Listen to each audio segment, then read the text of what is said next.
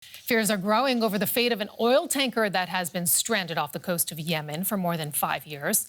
Experts warn that the tanker may soon break apart, causing one of the largest oil spills in living memory, with devastating impacts on the environment and the economy. But the vessel is being used as a bargaining chip in Yemen's ongoing civil war. From above, it's a pinprick in the waters of Yemen. But experts say this oil tanker is like a floating bomb that could go off at any moment. The ship, known as the FSO Safer, has been stranded off the country's coast near the Red Sea oil terminal of Ras Issa and the port city of Hodeidah for more than 5 years since the start of the civil war. The fear is now that its cargo of more than 1 million barrels of oil will spill into the sea. The UN is calling for urgent action. The members of the Security Council reiterated their deep alarm at the growing risk that the Safer oil tankers could rupture or explode. Images such as these highlight why the international community is concerned. Taken in 2019, they reveal how parts of the ship are rusting and corroded and in need of vital maintenance. They show that oil is already leaking from pipes on board. But the ship has become a bargaining chip in the ongoing conflict between Houthi rebels in Yemen and the Saudi-led coalition trying to defeat them. The tanker is moored close to an area controlled by rebel forces. In July this year, they agreed in principle to allow the UN to access the ship, to carry out repairs and assess ways of securing the cargo. But despite the dire state of the vessel, the Houthis appear to first want guarantees that they own the oil on the ship. Only then, it seems, will they let inspections go ahead and avert a potential disaster. And I'm joined now by Doug Weir in Hemden Bridge, North England. He is Policy Director of the Conflict and Environment Observatory. Welcome to the program, and thank you so much for joining us. We just heard about this rupture, this potential rupture, which could result in the world's biggest oil spill. What do you expect right now from the international community and the surrounding countries? Yeah, thank you. Good morning. Thanks for having us on.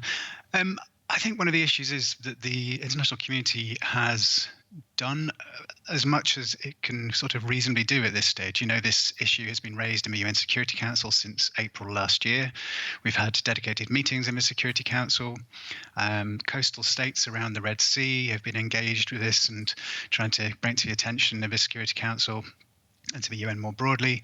UN agencies for years now, since 2017, have been trying to do the work necessary to review the state of this vessel and do the repairs.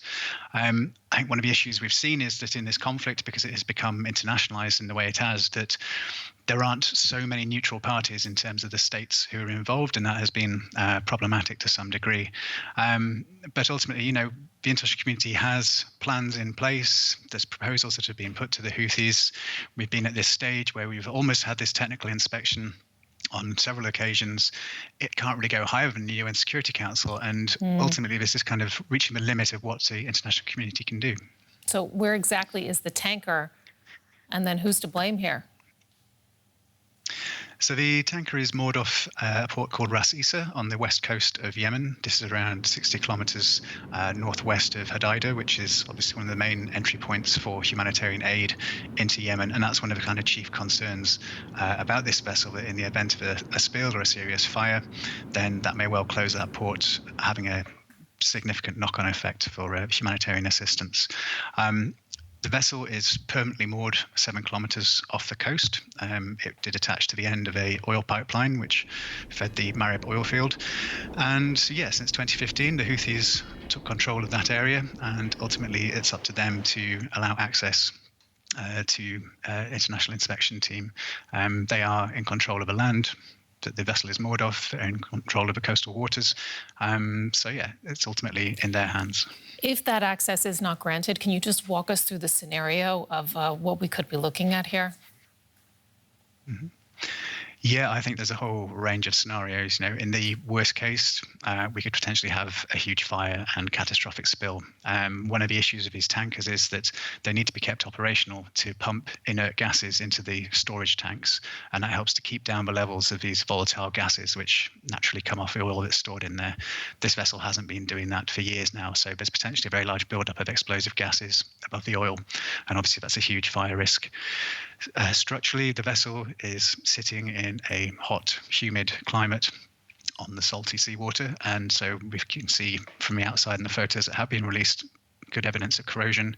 We've had leaks reported in May this year, so the potential is there for a spill of varying severity. And this is 1.14 million barrels of oil, 4 times what was in the Exxon Valdez. It's a somewhat different kind of oil, but the potential is there for a massive spill, and that will not only have direct environmental effects, knocking out coral reefs and mangroves, fisheries. It will also have knock-on effects for the humanitarian assistance program in Yemen, and also for the local economies and fisheries along the coast. 4 times what was in the Exxon Valdez. We have not seen this before. The situation very pressing. Doug Weir, Policy Director of the Conflict and Environment Observatory, thank you so much for joining us to share that expertise.